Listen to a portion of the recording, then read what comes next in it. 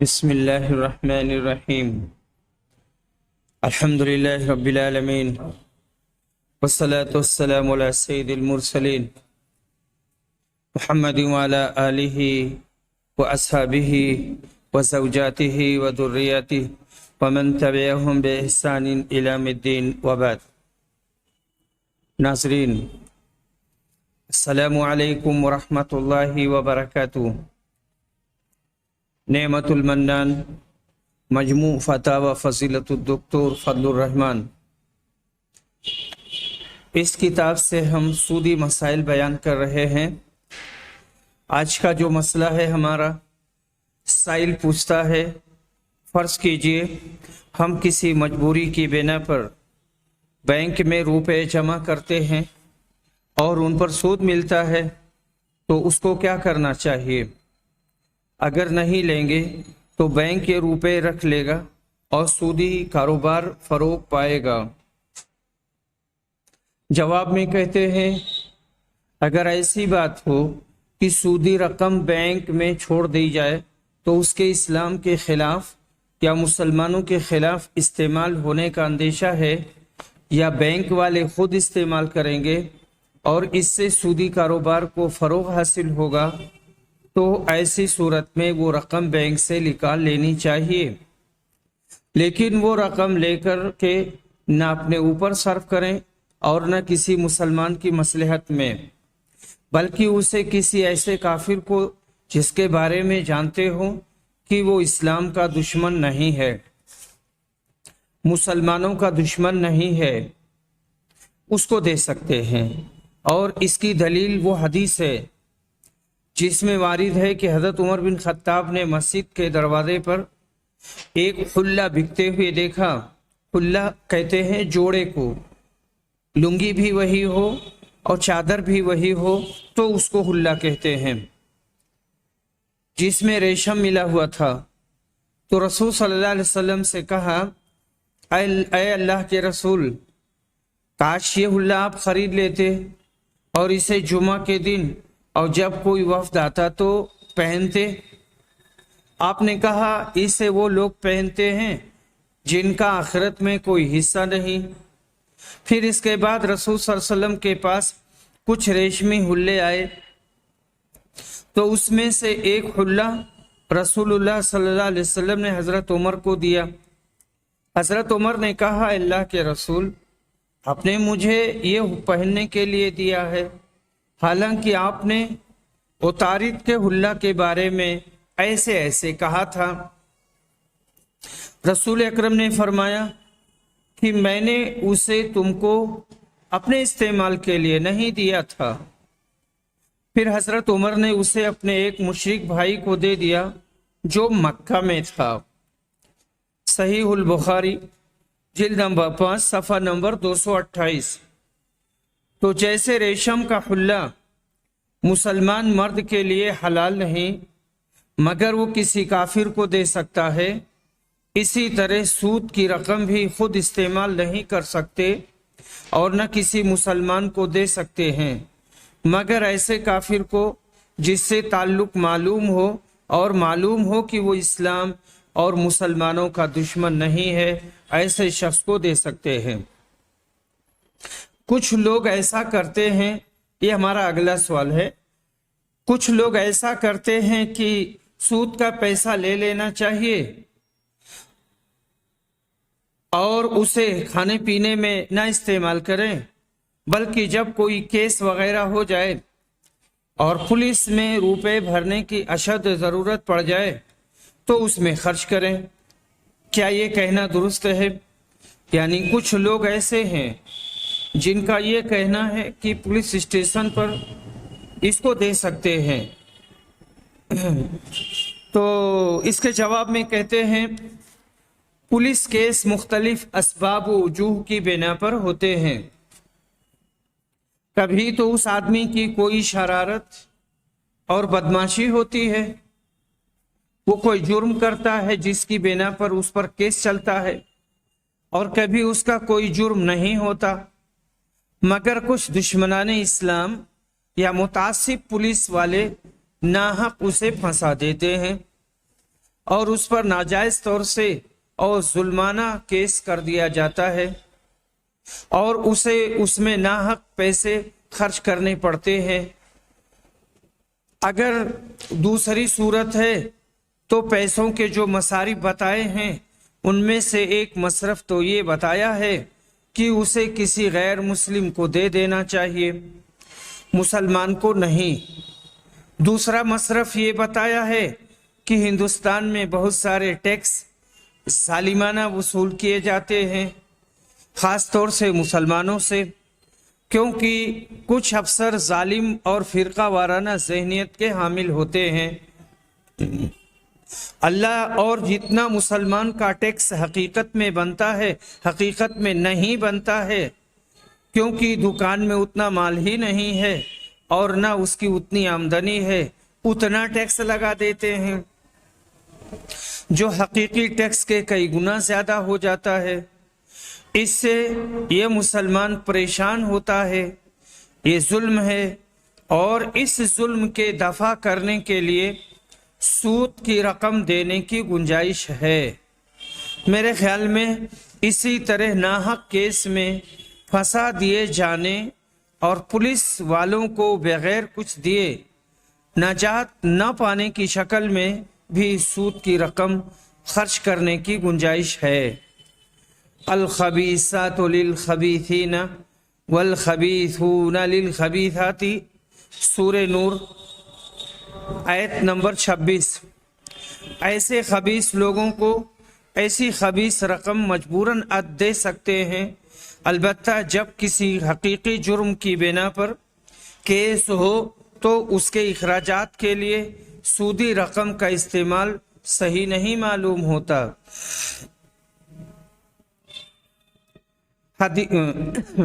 مسئلہ یہ پوچھا جا رہا ہے کہ کیا ہم جیسے مظلوم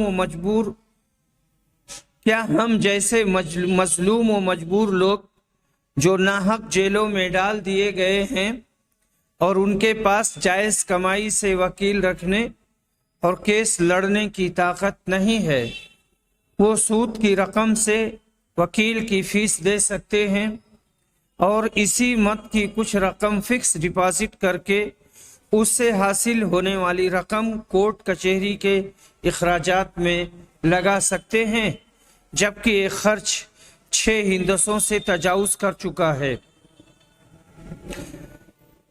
جواب میں کہتے ہیں سود کا لینا دینا مختلف ادلہ شرعیہ کی روشنی میں حرام ہے، اور جس طرح اضطرار کی حالت میں آدمی کے لیے میتہ کا کھانا جائز ہے، اسی طرح آپ جیسے مستر لوگوں کے لیے سود کی رقم لے کر اسے وکیل کی فیس وغیرہ میں صرف کرنا جائز ہے، اگرچہ اس کے لیے آیت زکوٰۃ میں وارد وفی الرقاب کی بنا پر زکوٰۃ کی مد سے لوگوں کی مدد کرنی چاہیے، مگر عموماً زکوٰۃ کی مد سے اتنی بڑی رقم کا ملنا مشکل ہوتا ہے۔ اس واسطے بدرجہ مجبوری آپ لوگوں کے لیے سود کی رقم کے استعمال کی بھی گنجائش معلوم ہوتی ہے، البتہ اس مقصد کے لیے کچھ رقم فکس ڈپازٹ کرنے اور پھر اس سے حاصل ہونے والی سودی رقم کو اس مد میں استعمال کرنے کے سلسلے میں انشراح صدر نہیں ہو رہا ہے، جیسے میتہ کے گوشت کو ہفتہ عشرہ کے لیے کفایت کرنے کی مقدار میں محفوظ رکھنے اور رزق حلال کے لیے جد و جہد کیے بغیر استعمال کرنے پر انشراح صدر نہیں ہے۔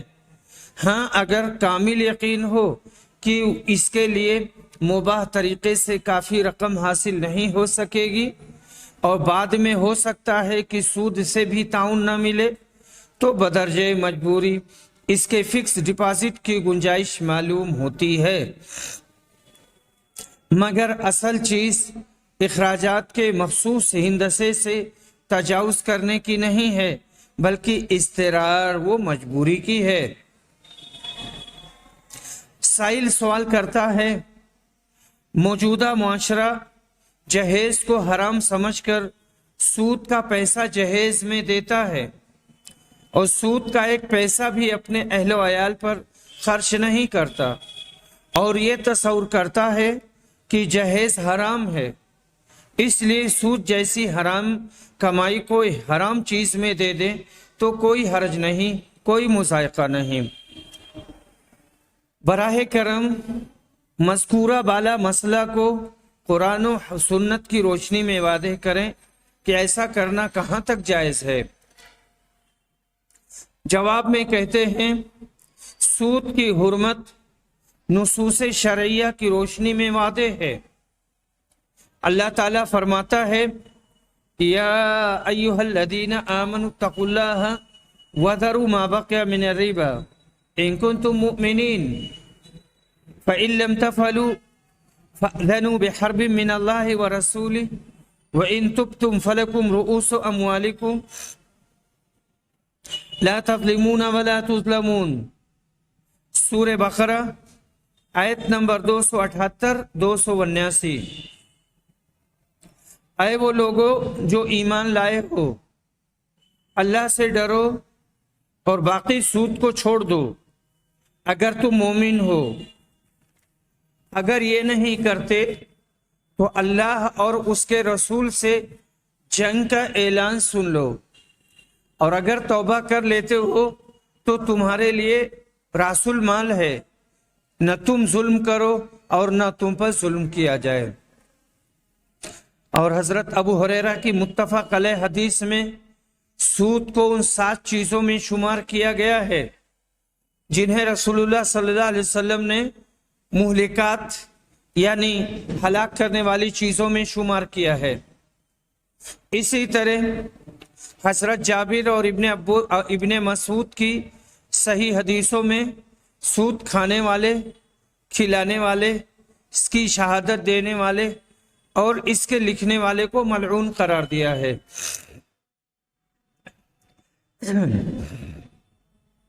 اور جب سود کی حرمت اس طرح عام ہے تو اس کو لے کر جہیز میں صرف کرنا کسی طرح جائز نہیں، کیونکہ اس میں داماد، لڑکی اور ان کے گھر والوں کو سود کھلانا تو بالکل واضح ہے، اور اس میں ایک طرح سے سود خوری بھی ہے، کیونکہ سود کھانے کا مطلب صرف بطور غذا استعمال کرنا نہیں ہے بلکہ کسی طرح سے بھی اس سے استفادہ کرنا ہے، اور جہیز میں اسے دے کر لڑکی والے اس سے اپنی دوسری جائز رقم بچا کر استفادہ کرتے ہیں۔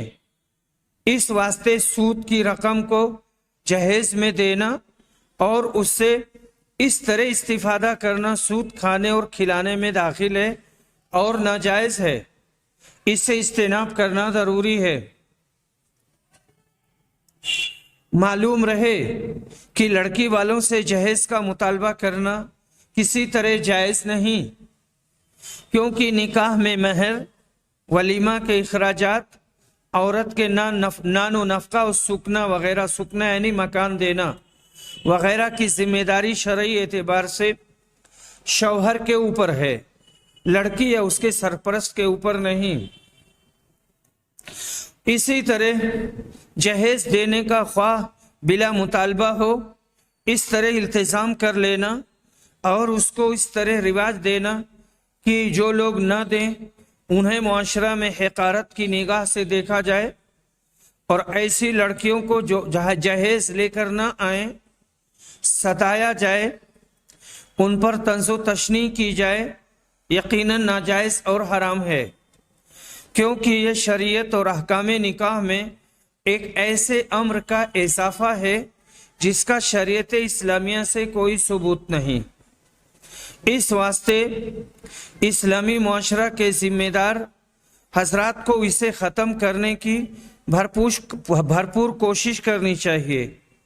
سود کی رقم لے کر جہیز دینے سے اس لعنت کا خاتمہ ہرگز نہیں ہوگا، بلکہ اس سے اس کی تشجیع ہوگی، یعنی اس کی حوصلہ افزائی ہوگی، اور ایک حرام کام کا ارتکاب ہوگا، اس لیے یہ شرعاً جائز نہیں، یعنی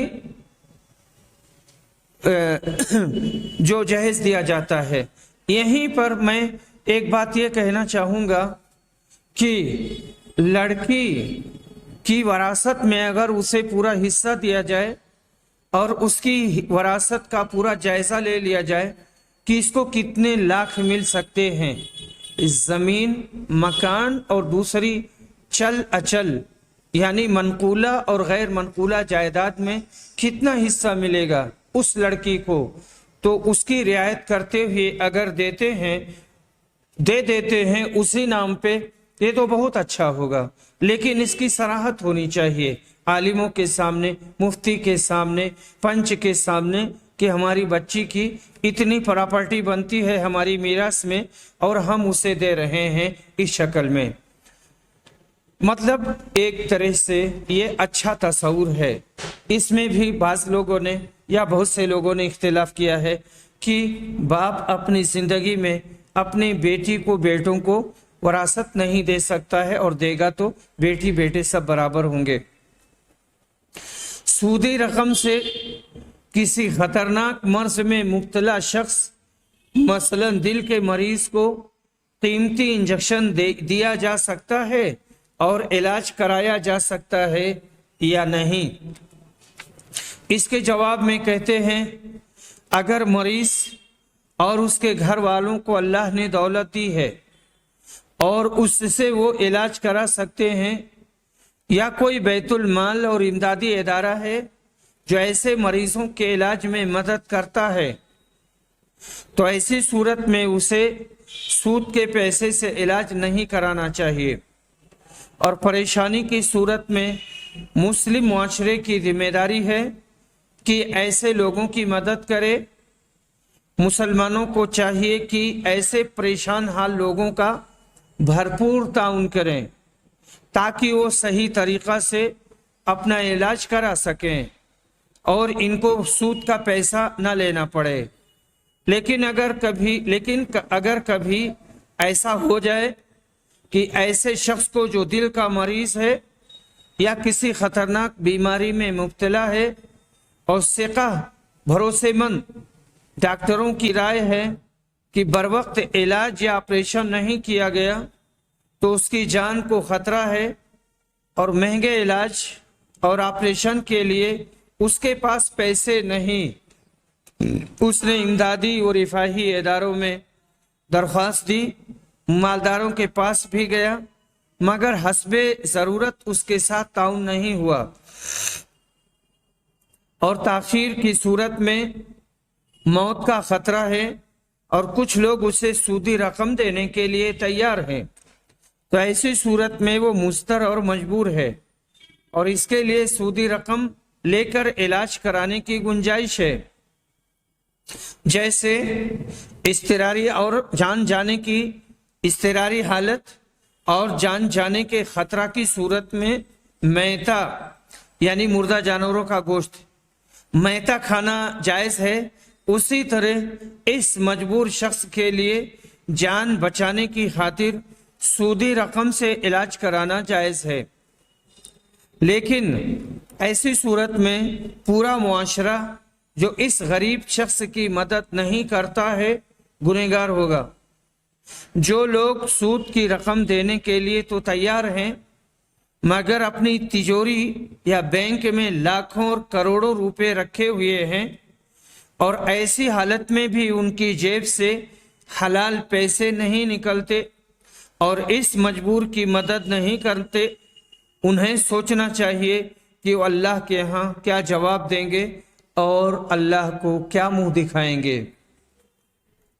साइल यहाँ पर सवाल करता है कि अलबिर फाउंडेशन मुंबई एक सोशल व रिफाही इदारा है जो पिछले कई सालों से मुंबई और उसके अतराफ के जेलों में मुस्लिम और गैर मुस्लिम कैदियों की रिहाई का काम करता है। अल्हम्दुलिल्लाह मज़कूरा फाउंडेशन की तरफ से अब तक 140 से ज़ायद कैदियों की रिहाई करवाई जा चुकी है। इनमें ऐसे मुस्लिम व गैर मुस्लिम कैदी शामिल हैं जो मुजरिमाना रिकॉर्ड नहीं रखते या जुर्म के आदी नहीं होते, मगर किसी छोटे मोटे केस में फंस जाते हैं, मजबूरी और गुर्बत के सबब बेल का पैसा जमा नहीं करवा सकते या वकील की फीस जमा करने की इस्तिताअत नहीं रखते, जिसके सबब काफ़ी दिनों तक जेल में फंसे रह जाते हैं। इनके पीछे गरीब अहलो अयाल को काफ़ी दुश्वारियों का सामना करना पड़ता है और इदारा अभी तक ऐसे गैर मुस्लिम कैदियों को सूद की रकम से रिहाई करवाता रहा है। सवाल ये है कि बहुत सारे मुसलमान जो असलन जुर्म के आदी नहीं होते मगर किसी वजह से फंस जाते हैं, गुर्बत व मजबूरी की वजह से जेल में फंसे होते हैं, जिनका कोई पुरसाने हाल नहीं, क्या इनकी रिहाई के लिए सूद और इंटरेस्ट का पैसा इस्तेमाल किया जा सकता है?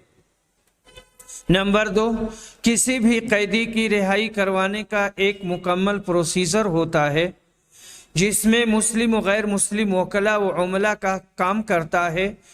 वकला व अमला काम करता है, ऑफिस का खर्च, उनकी फीस, तनख्वाहें और दीगर अखराजात को सूद की रकम से क्या अदा किया जा सकता है? बराहे करम इन सवालात का किताब व सुन्नत की रोशनी में जवाब मरहमत फरमाकर शुक्रिया का मौका इनायत करें ताकि बेहतर तरीके से वसी पैमाने पर यह काम किया जा सके। अल्लाह हम सब की खिदमत को कबूल करे। डॉक्टर साहब इसका जवाब देते हैं कि सूद असलन हराम और मुजिबे लानत अमल है।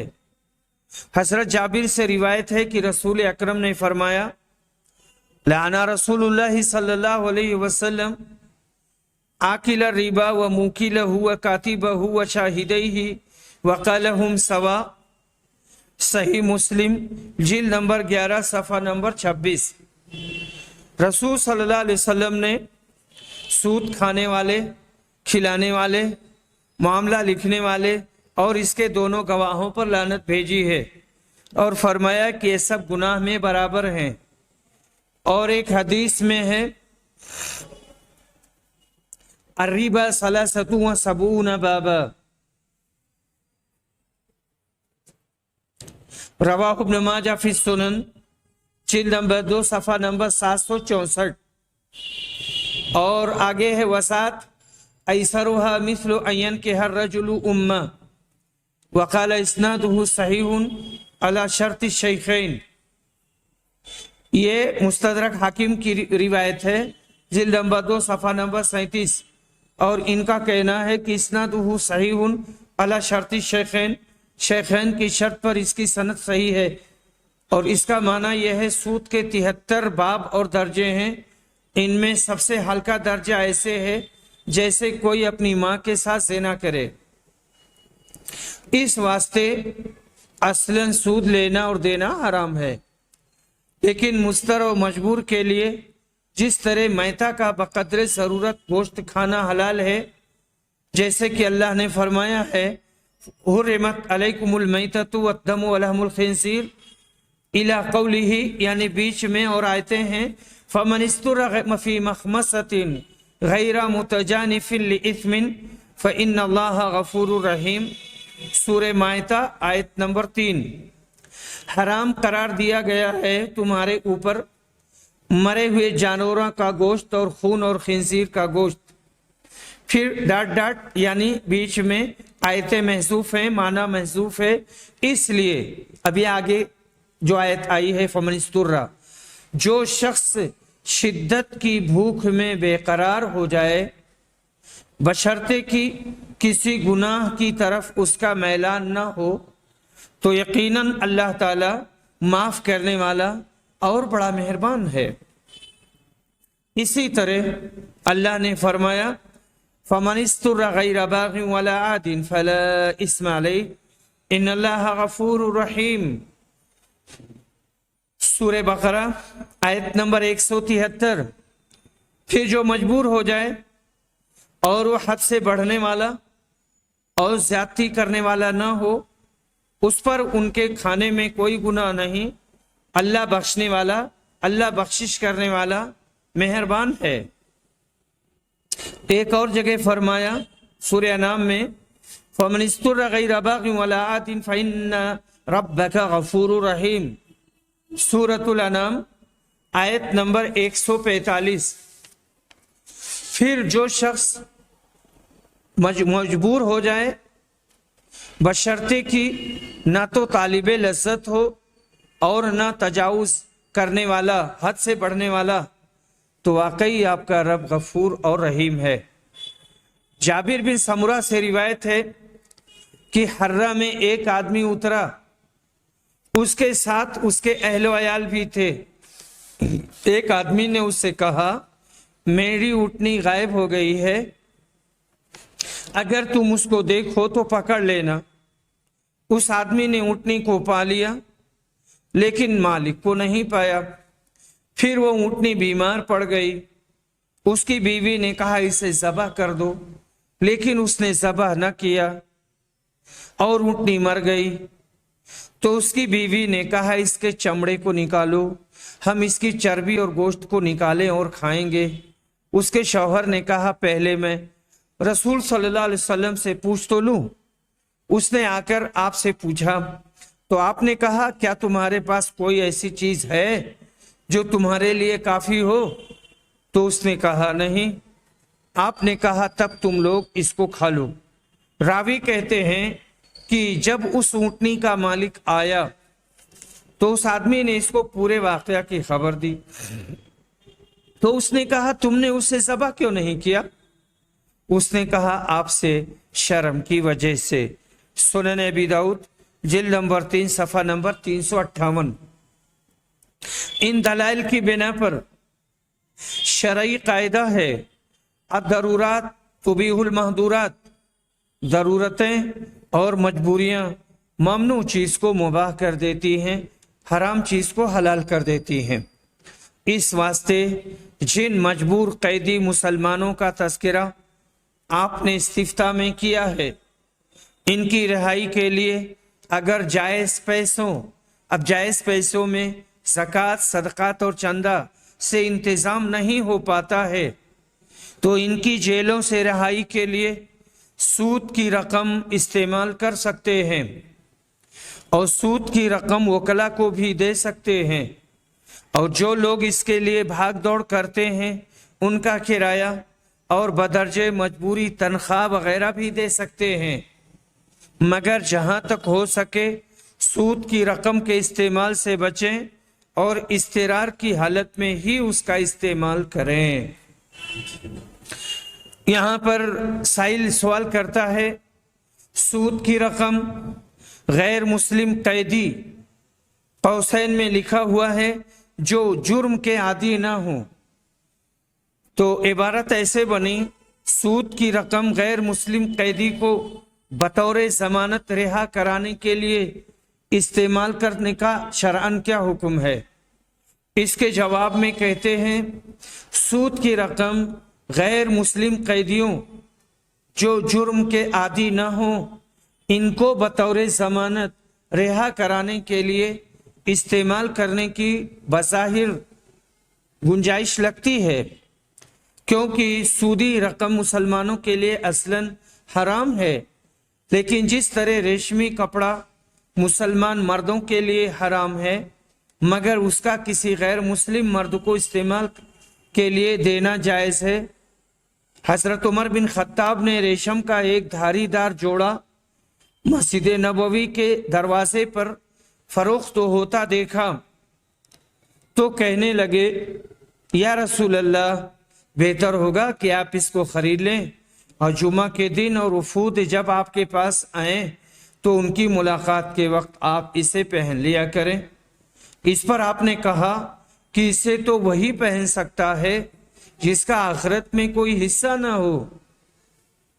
اس کے بعد رسول اللہ صلی اللہ علیہ وسلم کے پاس اسی طرح کے کچھ جوڑے آئے تو اس میں سے ایک جوڑا آپ نے عمر کو دیا۔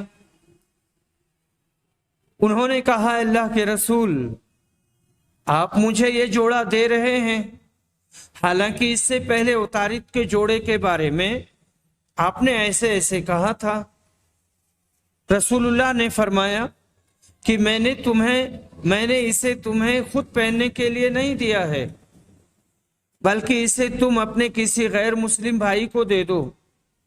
چنانچہ حضرت عمر نے اسے اپنے ایک مشرک بھائی کو دے دیا جو مکہ میں رہتا تھا۔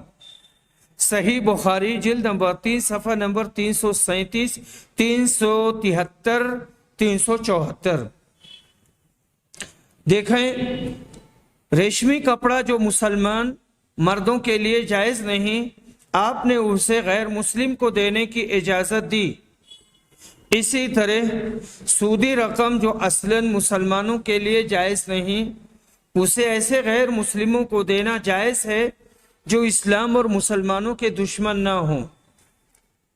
چنانچہ اگر یہ قیدی نہ تو جرائم کے عادی ہوں اور نہ اسلام اور مسلمانوں کے دشمن ہوں تو انہیں سودی رقم دی جا سکتی ہے، اور ان کی رہائی کے لیے بطور ضمانت بھی دے سکتے ہیں۔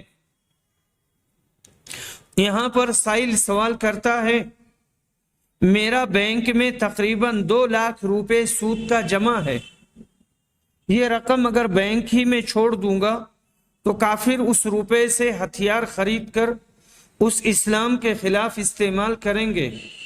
اگر اس روپے سے ہم اپنے دفاع کے لیے اسلحہ خریدیں تو جائز ہے یا ناجائز؟ اس کے جواب میں کہتے ہیں، اگر کوئی مسلمان یہ کہے کہ مسلمانوں کے پاس جائز و حلال پیسوں کے ہوتے ہوئے جہاد کے لیے وہ سودی پیسوں کا استعمال کریں تو میں اس پر کسی طرح مطمئن نہیں ہوں۔ اور رسول اللہ صلی اللہ علیہ وسلم کو نبوت ملنے سے پہلے جب خانہ کعبہ کی تعمیر ہونے لگی تو اس وقت جو لوگ ذمہ دار تھے انہوں نے یہ شرط رکھی تھی کہ کعبہ کی تعمیر میں کوئی ناجائز پیسہ نہیں لگائے گا، اور اس میں خاص طور سے صراحت تھی کہ سود کی رقم نہیں لگائے گا، اور مہر البغی زانیہ اور فاحشہ عورت کی جو کمائی ہوتی ہے اس کا پیسہ کوئی نہیں دے گا۔